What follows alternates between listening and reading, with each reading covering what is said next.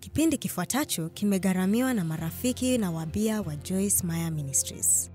Ikiwa unapitia hali ngumu sana wakati huu maishani mwako na unaona hata hutaweza kustahimili hali hiyo, usikae hapo usiku wa leo na useme usiniambie napaswa kuvumilia tu hali hii. Sikuja hapa usiku wa leo kusikia ukiniambia napaswa kuvumilia hali hii huku nikitabasamu. Nataka unipe hatua 3 za kimiujiza ambazo zitaniwezesha kuondoa hali hii ndani ya saa 24.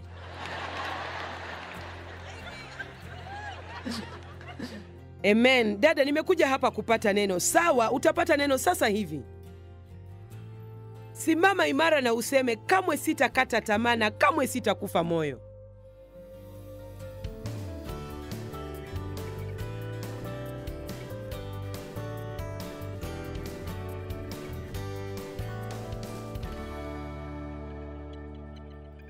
Kamwe hatupaswi kukata tamaa. Wewe unahisi unataka kukata tamaa, lakini hatutakubali ufanye hivyo. Usiku wa leo tutakwambia unyanyuke. Badala ya kukata tamaa, utanyanyuka na uanze kuwania mwanzo mpya ambao Mungu ameweka mbele yako, na uishi maisha ambayo Mungu anataka uishi.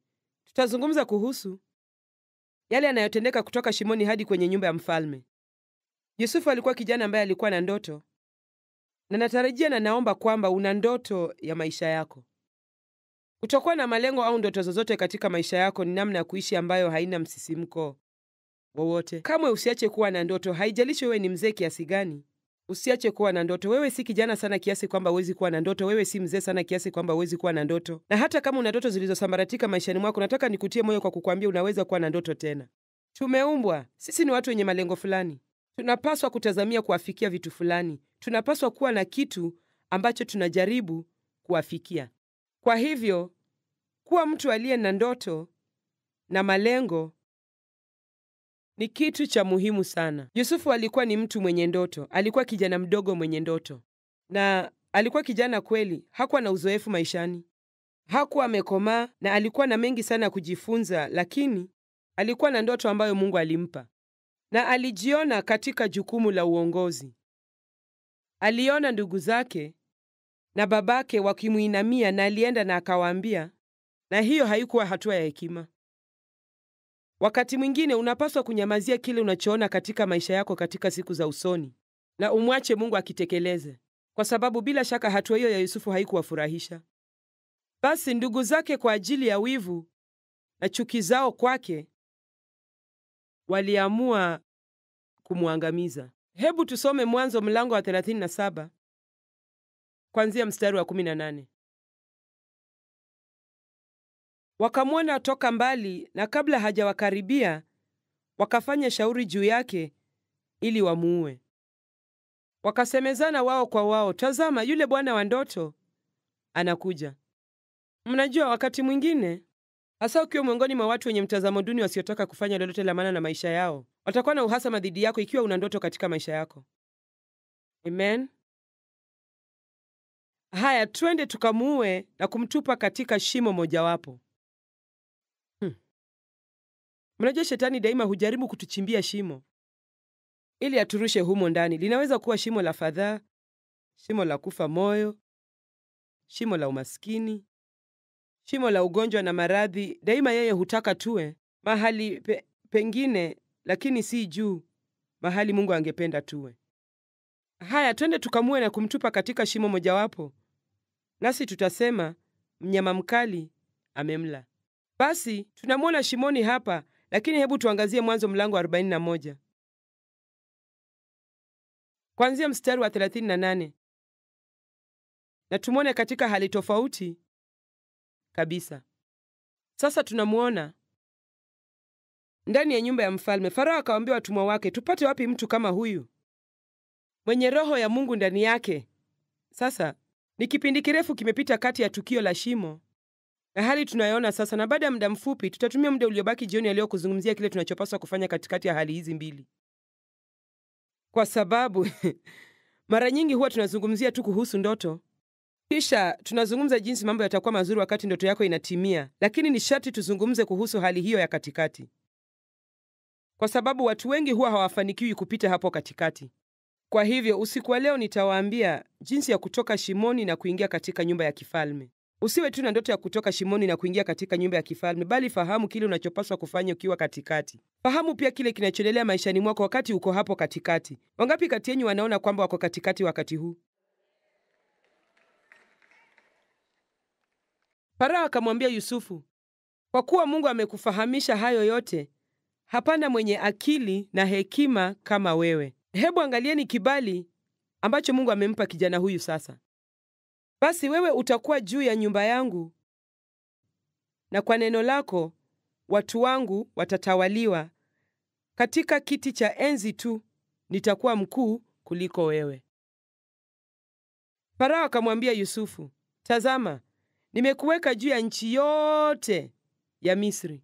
Farao akavua pete yake ya muhuri mkononi mwake, akaitia mkononi mwa Yusufu, akamvika mavazi ya kitani nzuri na kumtia mkufu wa dhahabu shingoni mwake.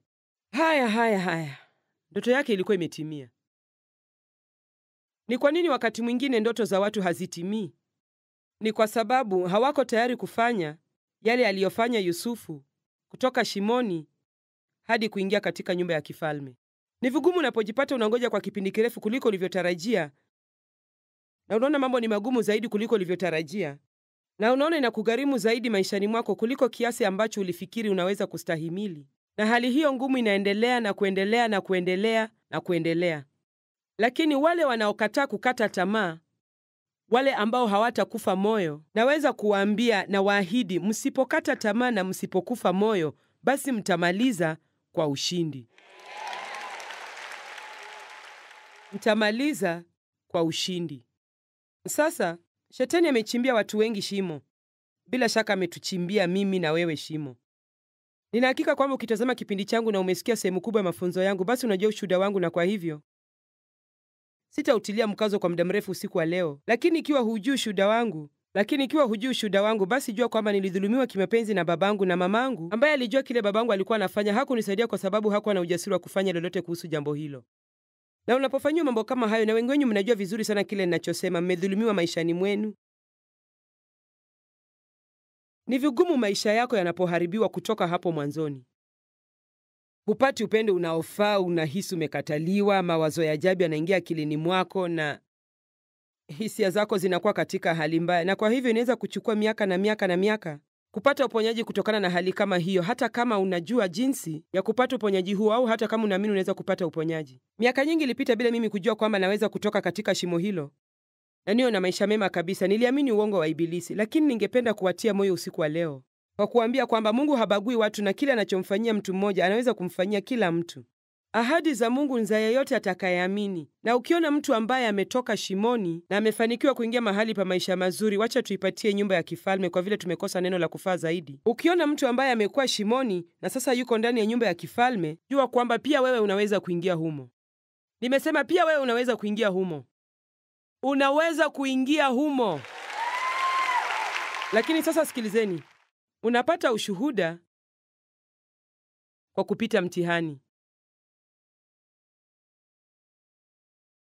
Nina ushuhuda kwa sababu nilipitia hali ngumu na nilipita mtihani. Watu wengi hukabiliwa na mtihani, lakini kazi yao ni kulialia tu. Kamwe hawapati ushuhuda, ni kulialia tu.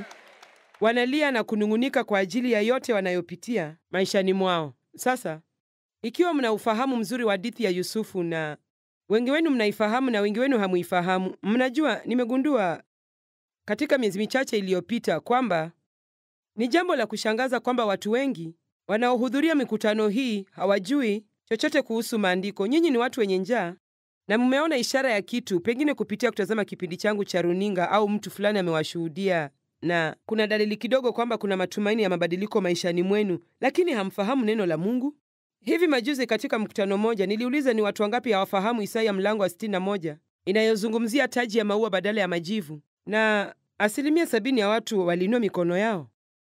Kwa hivyo usiku wa leo sitazungumza nanyi nikiwa nadhani kwamba mnajua kila kitu. Nitazungumza nanyi nikiwa nadhani kwamba hamjui chochote, na msije mkaona na watukana, kwa sababu hata kama mnajua mengi, kuna watu wengi hapa, na bila shaka pia kuna watu wengi wanaotutazama kwa runinga ambao hawajui mengi kuhusu chochote. Na ningependa kuambia kwamba ikiwa mko ndani ya shimo wakati huu, Yesu ana ujuzi mkubwa wa kuwatoa watu kutoka humo mashimoni. Yeye ndiye alisema kama kuna kondoo mmoja shimoni, ataacha wale 99 waliobaki na aende kumwokoa huyo mmoja aliye shimoni. Na nawaambia, kama ni wewe peke yako uliye shimoni, Yesu anataka kuja na akuokoe kutoka shimo hilo. Amen. Na nataka ujue kwamba unahitaji kuwa na ndoto katika maisha yako, na pengine hujawahi kuambiwa hivyo. Huenda hilo ni jambo ambalo wengine wetu ambao wamekuwa duniani kwa muda mrefu wamelisikia mara nyingi. Lakini unaweza kuwa na ndoto katika maisha yako. Hupaswi kusalia mahali ulipo. Unaweza kuendelea na mwishowe uwe na maisha mema ajabu. Lakini kuna mambo ambayo itakubidi upitie, na kutakuwa na wakati ambapo utatakiwa kuwa mwaminifu, ujitolee na uwe na bidii, na itakubidi uvumilie na usikate tamaa. Kama tulivyosema jana usiku, kupata ushindi na Mungu si jambo rahisi. Ni kutembea kwa imani hatua moja baada ya nyingine. Na hatutaelewa kila kitu, lakini naweza kuambia hivi, sasa sikilizeni hii kwa sababu ni muhimu kwenu usiku wa leo. Haijalishi unapitia nini. Ukiweka imani yako kwa Mungu, atatumia hali hiyo kwa manufaa yako na kwa faida yako. Kitu kimoja cha ajabu sana kumhusu Mungu ni kwamba kamwe hatutendei mambo mabaya, lakini tukimwamini atachukua mabaya na ayafanye yawe mazuri maishani mwetu. Nani awezaye kuchukua mabaya na kuyafanya mazuri? Ni Mungu peke yake. Sijui niwaeleze vipi, lakini sisemi tena kwamba nasikitika nilidhulumiwa. Afadhali singedhulumiwa. Sisemi hivyo tena. Ni sharti niwaambie, na hata mimi mwenyewe sielewi jambo hili, lakini sisikitiki kwamba hali hiyo ilinifika, kwa sababu najua kwamba kwa njia hiyo Mungu ameitumia maishani mwangu na imenisaidia kuwa mtu niliye leo, na naamini imeniwezesha kuwasaidia nyinyi. Na huwa nasema jambo hili mara kwa mara. Nataka mlelewe usiku wa leo. Wakati huu kile mnachofikiri ndio adui wenyu mbaya zaidi, siku moja mtagundua ndio alikuwa rafiki yenu mzuri zaidi. Kwa sababu kamwe hatukui katika kipindi cha mazuri maishani mwetu. Tunakuwa kiroho wakati hatuna budi ila kumshikilia Mungu, kwa sababu ni yeye pekee anayeweza kutusaidia. Yusufu alipitia hali ngumu sana maishani mwake. Alitolewa kutoka katika shimo hilo na bila shaka alifurahi, lakini kilichofuata ni kwamba aliuzwa kama mtumwa. Na basi alikuwa mtumwa katika nyumba ya Potifa kwa kipindi kirefu, na kisha akapatana na mtu mwingine, akapata kibali mbele yake.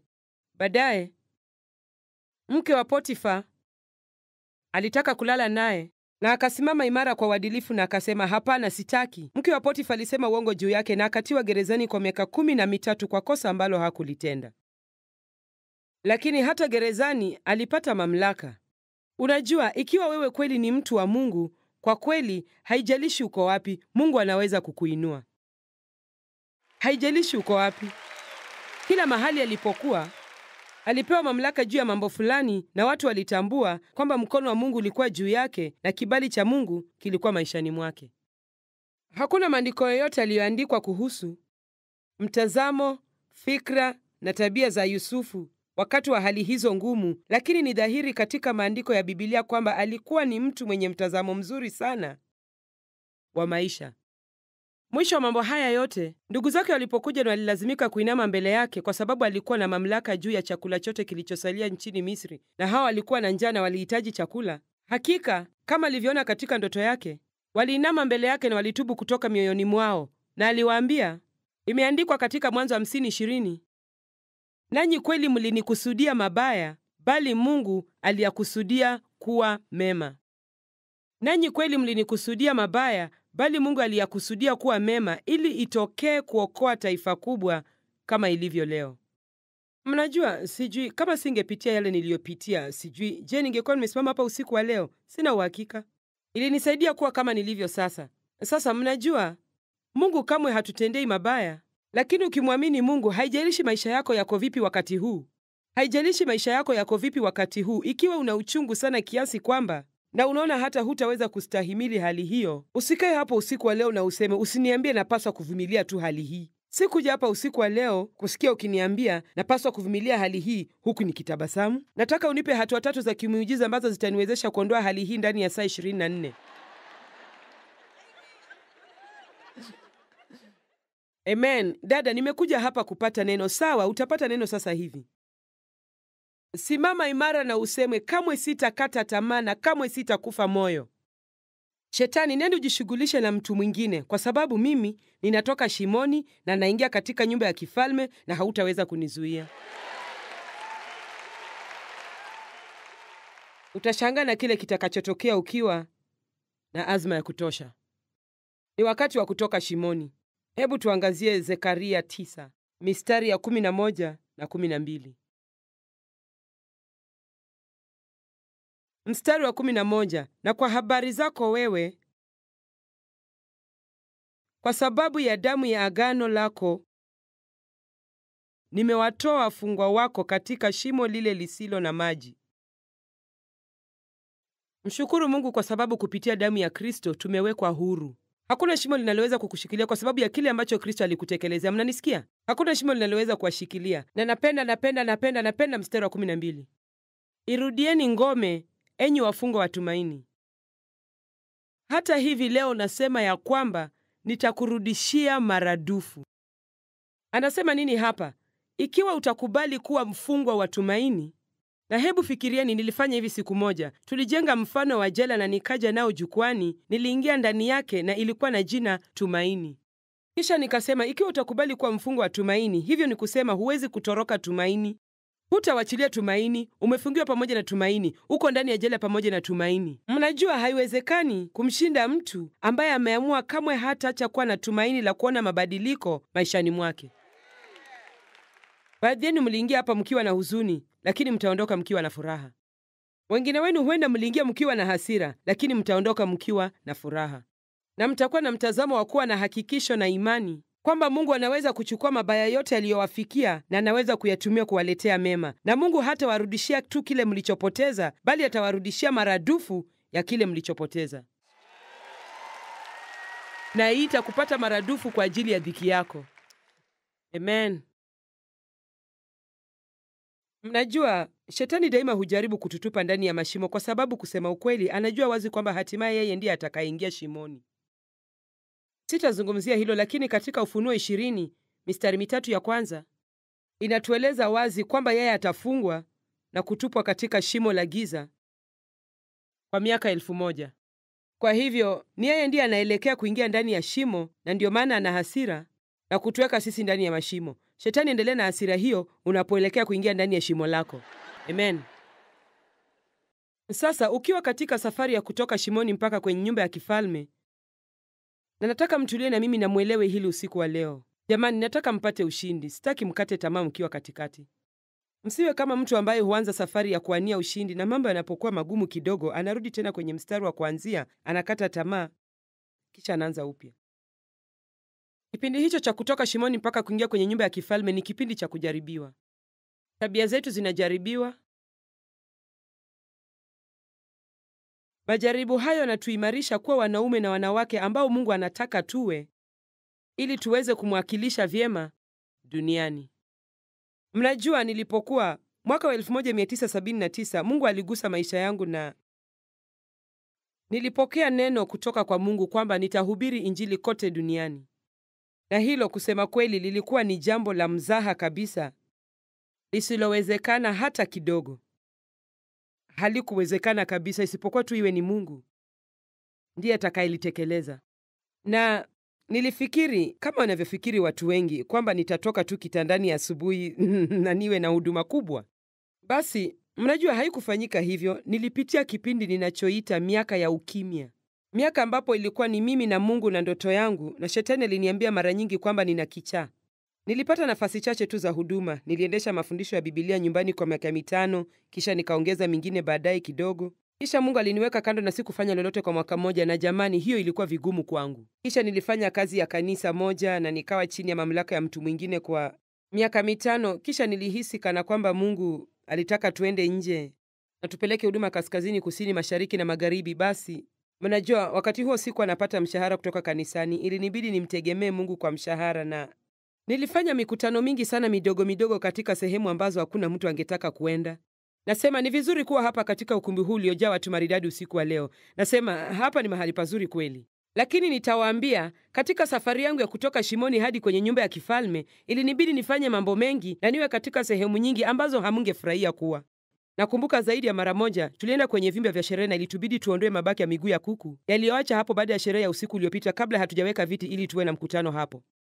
Ilikuwa ni mimi, Dave na mtu mwingine mmoja ambaye alikuwa kiongozi wa nyimbo za ibada. Sisi tu. Dave alikuwa ndiye anaendesha gari letu. Yeye ndiye alileta vifaa vyote na kisha akavitayarisha. Mimi nilihubiri, niliomba, nilihudumia watu, na kiongozi wa nyimbo aliimba, alipiga gitaa, alipiga piano na alipiga mashine ya dramu kwa mguu mmoja, na alikuwa ndiyo bendi nzima. Amen. Na nilifanya hivyo kwa miaka na miaka na miaka na miaka. Jamani, ni vizuri usiku wa leo tuko hapa na Matt Redman ambaye ni mmoja wa viongozi wa nyimbo za ibada na mwandishi wa nyimbo mashuhuri zaidi dunia nzima. Katika wiki chache zijazo tutakuwa na Israel Houghton. Wiki iliyopita tulikuwa na Martin Smith na watu wengine mbalimbali. Tulikuwa na Jesus Culture kutoka California. Na mnaona sasa tunaweza pata watu wenye ujuzi wa hali ya juu zaidi. Lakini acha niwaambie kitu. Nilikuwa na mtu aliyeweza kufanya kila kitu na mguu wake na mengine na mkono wake kwa miaka mingi sana.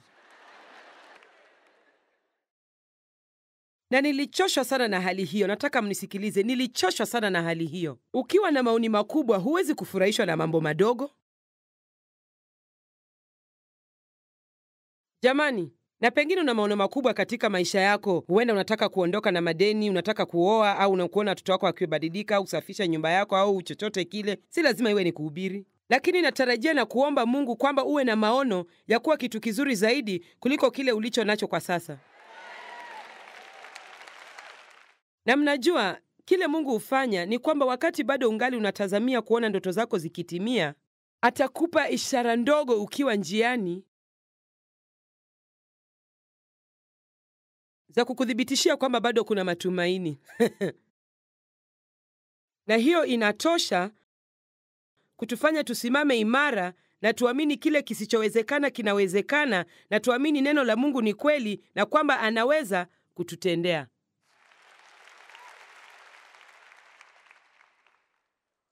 Tusikate tamaa na wala tusife moyo. Ni lazima upite mtihani wako. Na nataka niwaambie kitu kumhusu Mungu. Ukiwa naye, kamwe hutaanguka mtihani. Endelea kufanya marudio mpaka upite. Kwa hivyo ni juu yako kama unataka kufanya mtihani ule ule mara 200. Jamani, je, mnaelewa ninachosema? Unaweza kufanya mtihani ule ule mara 200. Lakini acha niwaambie kitu, ukijipata wakati huu unazunguka mlima ule ule tena na tena na tena na tena, mbona usiamue kusema, jamani, sioni mafanikio hapa. Pengine nahitaji kukubali na kufanya kile ambacho Mungu anataka nifanye. Kuna mtu yuko tayari kufanya hivyo, kukubali kufanya kile ambacho Mungu anataka ufanye? Kwa sababu mnajua nini? Mungu hatabadilisha mawazo yake. Sijui kama mmewahi kusikia hadithi hii, pengine mmewahi kusikia. Ni kuhusu punda alianguka ndani ya shimo. Na mwenyewe aliangalia huko chini na akasema, huyu punda ni mzee na shimo liko chini sana.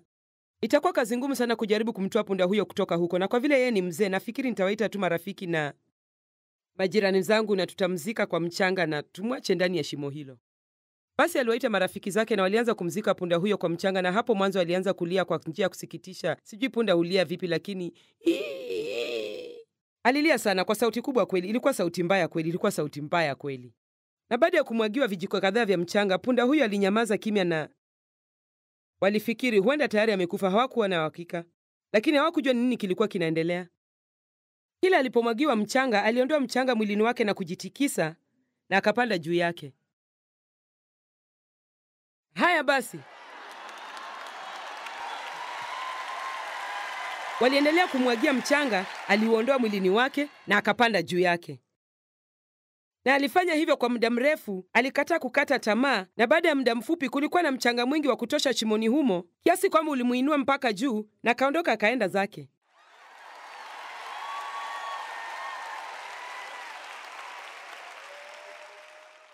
Sasa sijui utafanya nini katika shimo lako na ule mchanga unaotupwa juu yako, lakini mimi niliamua kuanza kusimama juu ya mchanga huo na nitoke, nielekee kwenye nyumba ya kifalme, na ningependa mfanye vivyo hivyo. Utukufu kwa Mungu. Nataka nizungumze nanyi usiku wa leo kuhusu kile mnachopaswa kufanya mnapohisi uchungu. Na kile hampaswi kufanya mnapohisi uchungu. Kwa sababu unapohisi uchungu mwingi, Utahitaji kuwa na nidhamu ya hali ya juu na kujidhibiti kwa hali ya juu ili ufanye kile unajua unapaswa kufanya, na wala usifanye na kusema chochote unachohisi unataka kufanya, na kusema kila adhabu wakati wake haionekani kuwa kitu cha furaha, bali cha huzuni, lakini baadaye huwaletea wao waliozoezwa nayo matunda ya haki yenye amani. Na kujidhibiti kunamaanisha tuweze kujidhibiti wenyewe. Hatuwezi kufanya hivyo bila usaidizi wa Mungu. Tayari ametupatia neema ya kufanya hivyo. Mungu kama hatuambii tufanye kitu ambacho hajatupatia neema ya kukifanya. Kwa hivyo kuna neema ya kukusaidia kufanya kitu chochote unachoambiwa ufanye kwenye maandiko. Unachopaswa kufanya ni kuipokea na kusema, Mungu nisaidie. Nataka nitoe kauli usiku wa leo na nitaitoa mara kadhaa. Na kama hamtakumbuka chochote nitakachosema usiku huu wa Ijumaa hapa Atlanta, nataka mkumbuke hili. Ukiweza kujifunza jinsi ya kutenda mema unapohisi uchungu na uyatende kwa kipindi kirefu cha kutosha, basi hakuna ibilisi yoyote wa jehanamu anayeweza kukuzuia kuingia kwenye nyumba ya kifalme. Ni sharti tujifunze jinsi ya kutenda mema tunapohisi uchungu. Ni sharti tujifunze jinsi ya kutenda mema wakati hisia zetu bado haziko sawa, na ni sharti tujifunze jinsi ya kutenda mema hata wakati hatuoni mema yakitutendekea. Mnajua, wakati mwingine ni sharti umtendee mtu mema kwa kipindi kirefu kabla mtu huyo hajaanza kukutendea mema. Jifunze kutenda mema wakati unahisi uchungu. Hebu acha niseme jambo hilo namna hii. Wakati tunahisi uchungu, tunapaswa kufanya kile tungelifanya kama hatungelikuwa tunahisi uchungu kabisa. Tunapaswa kuwa na tabia ambazo tungekuwa nazo kama kila kitu maishani mwetu kingekuwa kinaenda shwari kama tutakavyo. Jamani, mbona hamna furaha? Wajua, siwezi kufanya hivyo. Ndiyo unaweza. Mnajua nilijifunza kitu miaka mingi iliyopita kuhusu kile ninachoweza kufanya na kile nisichoweza kufanya nikiwa nina azma ya kutosha. Tunaweza kushangazwa na kile tunachoweza kufanya tukiwa na azma ya kutosha. Na miaka mingi iliyopita, watoto wangu wakiwa bado wadogo na mimi nikiwa katika hali ya vurugu, nilikasirisha mambo ya kuwahusu watoto wangu na nilikerwa na kila jambo walilofanya. Wakichafua mahali, nilishikwa na hasira. Hebu safisheni hapa. Na baadaye bila shaka nilihisi vibaya na nikasema, siwezi kujizuia, huwa nashikwa na hasira na nina matatizo mengi sana na siwezi kujizuia. Na siku moja Mungu alinionyesha maono. Wakati huo tulikuwa tunaenda kanisa moja na nilimpenda sana mchungaji wa kanisa hilo, na mnajua bila shaka unataka kupata kibali kwa mchungaji wako, na alikuwa ananipa nafasi za kuhubiri mara moja, na kwa hivyo nilitaka sana kupata kibali kwake kwa sababu alikuwa na uwezo wa kunifungulia milango kadhaa, na nilijiona katika maono nikiwa nimeshikwa na hasira sana na mchungaji wangu alikuwa anabonyeza kengele ya mlango wangu.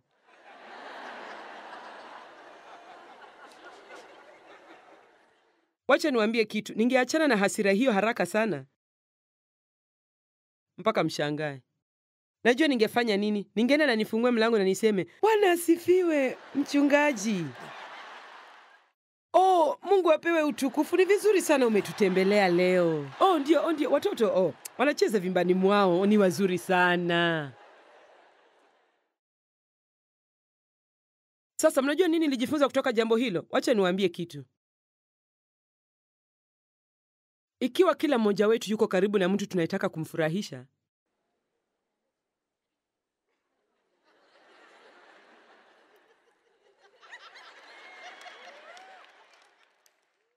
sikilizeni, je, mnaweza kufanya mbele yangu mambo mnayofanya nyumbani mwenu mkiwa peke yenu?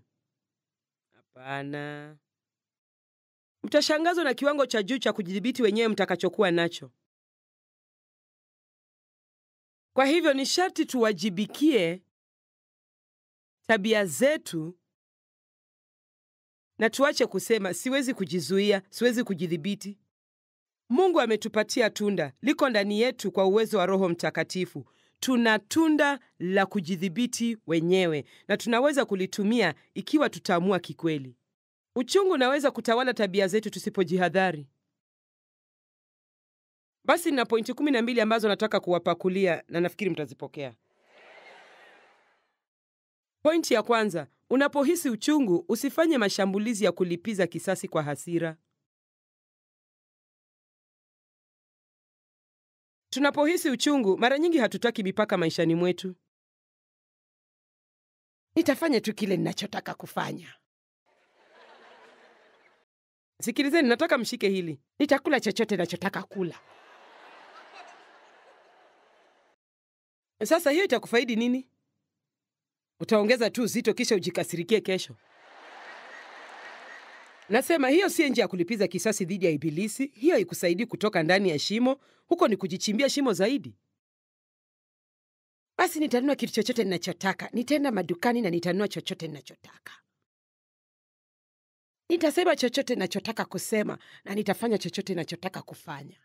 Na sijali watu watasema nini kwa sababu nimekasirika. Jamani, tuko pamoja?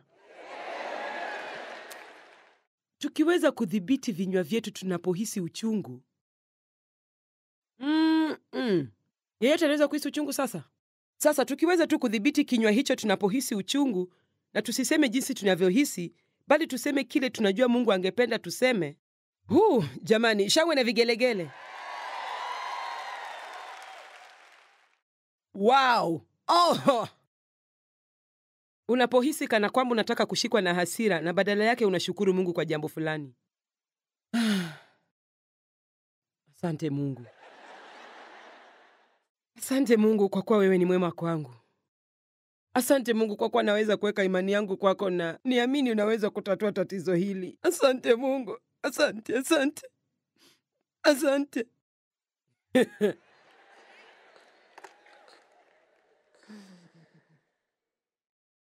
Jambo la pili, usijitenge wala usijifiche. Ukiwa na huzuni na ujisikitikie. Na usononeke kwa sababu uko ndani ya shimo. Hiyo itakufanya uingie kwenye shimo lingine. Ni miaka mingapi nilikaa na nikajionea huruma? Jamani, hiyo haikuwa na manufaa yoyote. Hatimaye Mungu aliniambia, unaweza kujionea huruma au uwe na nguvu, lakini huwezi kuwa na vyote viwili wakati mmoja. Na nitawaelezea jambo hilo usiku wa leo. Ikiwa unataka kuingia kwenye nyumba ya kifalme, ni lazima uache kujionea huruma. Na kitu kimoja kinachotusaidia ni kugundua kwamba sisi peke yetu tulio na uchungu hapa duniani. Na naweza kukuhakikishia kwamba haijalishi unapitia nini, kuna mtu mwingine mahali anapitia mambo mazito kushinda yale unayopitia wakati huu.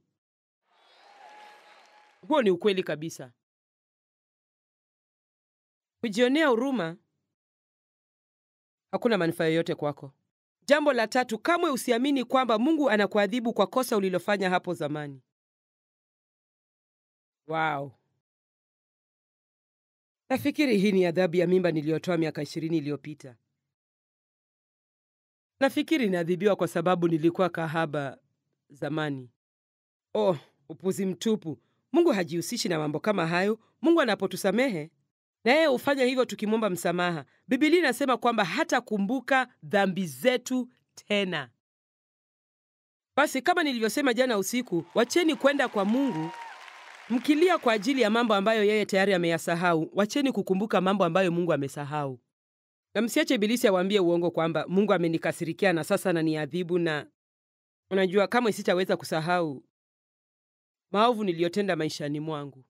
La 4, usimlaumu Mungu wala usimkasirikie. Na najua hili litaonekana kuwa jambo la kushangaza, lakini huenda kuna watu hapa, ingawa mmekuja hapa leo, mmekasirikia Mungu kidogo. Kidogo tu. Huenda mnasema, Mungu, sijui kama naweza kuweka imani yangu kwako au hapana. Wacha niwaambie kitu, huwezi kumwamini Mungu ili akupe kila kitu unachotaka. Lakini unaweza kumwamini Mungu akupe mazuri zaidi aliyokupangia. Masikitiko yetu hayatoki kwa Mungu, yanatokea tunapomtaka Mungu atupe kile tunachotaka, na tusipopata kile tutakacho, basi tunamkasirikia Mungu kwa sababu hakufanya kazi kulingana na mpango wetu.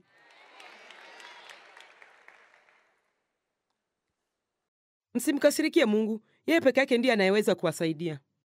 Msimlaumu Mungu kwa matatizo yenu. Jambo la 5, unapozongwa na uchungu, usikate tamaa na ufikiri hakuna suluhu. Kama usifikiri hakuna suluhu, kwa sababu Yesu alisema, mimi ndimi njia na kweli na uzima. Mtu haji kwa Baba ila kwa njia ya mimi. Jambo la 6, usisalie kima unapotendewa vibaya, pigana vita. na upigane vita ukitumia kitu kimoja ambacho ibilisi huchukia. Sasa sikilizeni hili. Wakati unazongwa na uchungu mwingi kiasi kwamba unahisi huwezi kustahimili uchungu huo, badala ya kukaa na kujionea huruma na kuwa na mtazamo mbaya, tenda mema yote unayoweza kutenda kwa watu wengi iwezekanavyo, na mara nyingi iwezekanavyo. Hakuna njia nzuri kama hiyo ya kumshinda na kumkera shetani. Ni wangapi kati yenu wanataka kumlipiza shetani kisasi kwa kila alichowatendea? Sawa. Njia ya kipekee ya kufanya hivyo ni kutenda mema kwa njia kubwa iwezekanavyo. Njia ya kipekee ya kushinda uovu ni kutenda mema. Kila ninapomsaidia mwanadamu mwenzangu, ni kana kwamba nampiga shetani ngumi usoni kwa kila alichonitendea katika utoto wangu.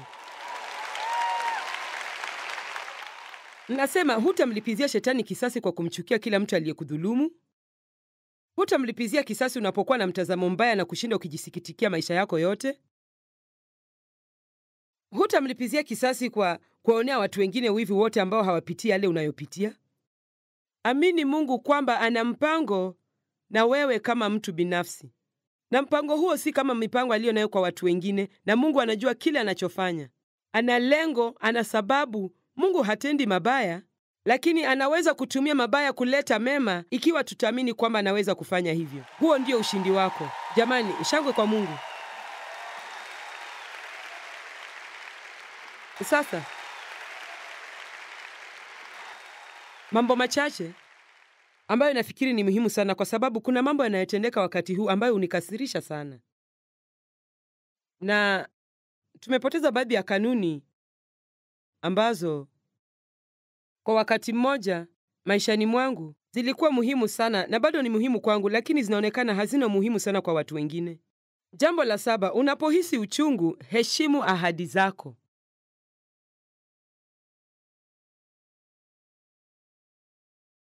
Tekeleza ahadi zako. Fanya kile ulichowaambia watu utafanya.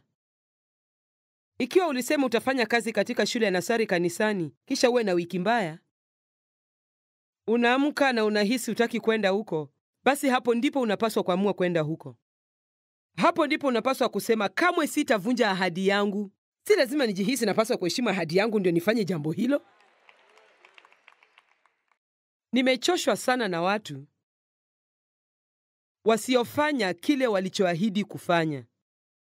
Nitakupigia simu, kisha wananyamaza kimya. Unaweza kunitegemea, kisha wanapotea. Unapanga kukutana na mtu, unaomba ruhusa ya siku moja kazini na unamgoja nyumbani. Mtu huyo haonekani, hakupigii simu, kimya. Kuna jambo lilitokea. Niwaambie kitu, kwa kweli hili ni tatizo kubwa sana katika jamii yetu leo. Ni sharti turudishe uwajibikaji wetu. Ni sharti tuwe watu wanaowajibika kufanya kile kilicho sahihi kwa sababu kitu hicho ni sahihi. Na hatufanyi tu kile kilicho sahihi eti kwa sababu tunahisi tunataka kufanya kitu kilicho sahihi. Tunakifanya kwa sababu kitu hicho ni sahihi. Tena tusichoke katika kutenda mema, maana tutavuna kwa wakati wake tusipozimia roho. Wagalatia 6:9. Msichoke kutenda mema. Je, mtafanya uamuzi usiku wa leo kwamba kuanzia leo mtatimiza ahadi zenu? Na kabla hamjanyosha mikono yenu juu, ni bora mtafakari jambo hilo vizuri. Sasa, wakati mwingine tunaweza kusema tutafanya kitu fulani, lakini tunagundua hatuwezi kabisa kukifanya. Hata hivyo, angalau piga simu na uarifu watu kwamba jambo fulani limetokea. Usitoe vijisababu vya upuzi. Kama unaweza kufanya kitu hicho kwa njia yoyote ile, basi kifanye. Kama huwezi kabisa, angalau wasiliana na wahusika. Nawaambia, itawabidi mniwie radhi kidogo, lakini jambo hili linanikera sana. Siwezi kuwavumilia watu wasiotimiza ahadi zao. Mungu hutimiza ahadi zake. Yeye hutimiza ahadi zake. Yeye si mwanadamu anayedanganya, na Mungu akisema atafanya jambo fulani, basi atalifanya, na sisi tunamwakilisha. Kama kuna watu wanaopaswa kutimiza ahadi zao, basi ni Wakristo ndio wanapaswa kutimiza ahadi zao na wafanye kile wanachosema watafanya.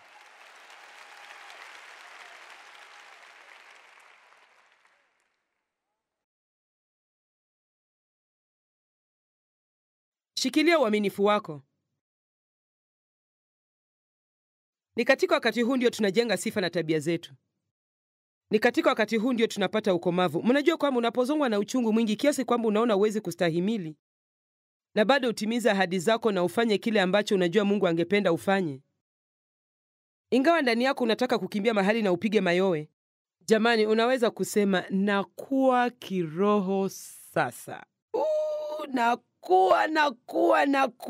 Na baada ya leo nitakuwa nimekaribia nyumba ya kifalme kwa siku moja. Amen. Huwezi toka shimoni hadi nyumba ya kifalme bila kupitia katikati.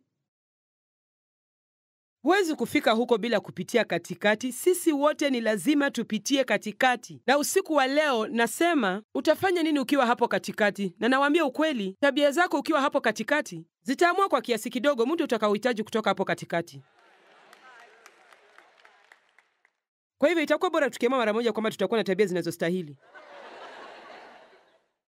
Mnajua nini? Ikiwa umeishi kwa miaka mingi na umetembea katika safari hii, huwa naangalia nyuma sasa na naona kuna mambo mengi sana ninayoelewa kiasi kwamba natamani ningeweza kufungua vichwa vyenyu nivijaze na mambo hayo kisha nivifunge na niwaambie mwende zenu. Lakini mnajua nini? Mambo hayo hayatakuwa na manufaa kwenu ikiwa hamtayapitia nyinyi wenyewe. Kitu kikubwa zaidi tunachoweza kufanya ni kuwahimiza msikate tamaa na pengine kuwaeleza baadhi ya yale mnayopitia. Kwa sababu angalau mkielewa mnayopitia, kuna uwezekano mkubwa kwamba hamtakata tamaa. Basi nawaambia, ukiwa katika hali ya uchungu, huo ndio wakati mzuri zaidi kuliko wakati mwingine wote maishani mwako unapopaswa kutenda mema. Mtu yeyote anaweza kutenda mema wakati kila kitu kiko shwari. Lakini si watu wengi wanaweza kutenda mema wakati kila kitu kinaonekana kinawaendea kombo. Na mnajua, si kwamba nasema huwa hatupati siku mbaya au vipindi ambapo mambo yanatuendea mrama, lakini mnajua unaweza kushinda hali hizo haraka na uendelee kutembea na Yesu ikiwa unaelewa hatari ya kusalia katika hali hizo. Sina muda wa kupoteza siku zangu nyingi zaidi nikijionea huruma.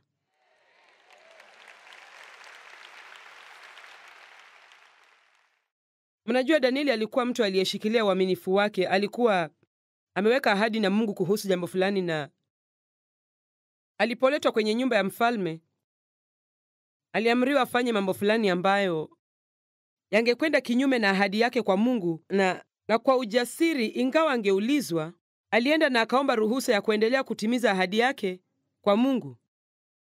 Yusufu alipokuwa katika nyumba ya Potifa na mke wa Potifa alipoanza kutaka kulala naye, alishikilia uaminifu wake kama mtu wa Mungu na akasema, hapana, sitafanya hilo, hapana, sitafanya hilo. Na kwa sababu, sasa sikilizeni, kwa sababu alifanya kile kilichokuwa sahihi, hakupata tuzo mara moja. Nataka msikie hili. Hakupata tuzo mara moja. Alichopata ni miaka 13 gerezani. Na huenda mkafikiri, hiyo si sawa. Hiyo si sawa. Mnajua nini? Mungu alimtaka hapo hapo gerezani kwa kusudi ambalo Mungu peke yake ndiye alijua. Na alipokuwa hapo gerezani, alikutana na mpishi mkuu na mwokaji. Na walipotaka ndoto zao zitafsiriwe, Yusufu aliweza kufanya hivyo kwa sababu alikuwa mtu wa Mungu. Na waliporudi kwenye nyumba ya mfalme, walimsahau Yusufu kwa muda mrefu, lakini mfalme alipopata ndoto iliyohitaji kutafsiriwa, walikumbuka kwamba Yusufu alikuwa na uwezo wa kutafsiri ndoto, na mfalme akasema aletwe, na basi akaja, na mnajua alikuwa mahali sahihi kwa wakati sahihi. Wakati mwingine hatupendi mahali tulipo, lakini Mungu ametuweka mahali hapo sahihi kwa wakati sahihi, kwa kusudi sahihi, na tunapaswa tu kusema Mungu na kuamini. Jamani, ni sehemu ngapi naangalia nyuma? Sitaeleza hali hiyo ilikuwaje, lakini nilikuwa katika hali moja ambayo, Mungu wangu, niliichukia sana, niliichukia. Kila siku nilipoenda hapo nilihisi kana kwamba matumbo yangu yatatoka nje. Kwa hivyo nilitamani sana kuondoka mahali hapo. Lakini nilijua kwamba Mungu alikuwa bado hajaniachilia.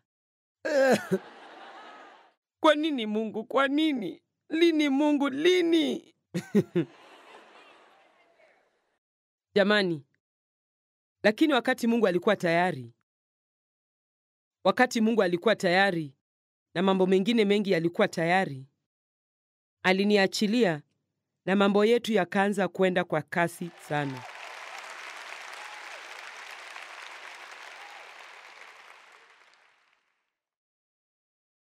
Kama usitoroke hali ngumu kwa sababu hutaki kuwa hapo. Zaburi 91 mstari wa 2. Nitasema, Bwana ndiye kimbilio langu na ngome yangu, Mungu wangu nitakayemtumaini. Nitasema. Wewe usema nini kumhusu Bwana unapojipata katika dhiki? Semeni kwa sauti, Mungu nakuamini. Nakuamini. Nina uchungu mwingi, naona sitaweza kuistahimili, lakini nakuamini, Mungu nakuamini. Biblia inasema hivi kumhusu Yesu alipokuwa msalabani. Imeandikwa katika Petro wa kwanza 2:23 kwamba alijikabidhi kwake yeye ahukumuye kwa haki. Nimeweka kifungu hicho kwenye ukuta wa ofisi yangu. Alijikabidhi yeye mwenyewe na kila kitu kwake Mungu ahukumuye kwa haki. Mungu ni hakimu mwenye haki, ni Mungu mwenye haki.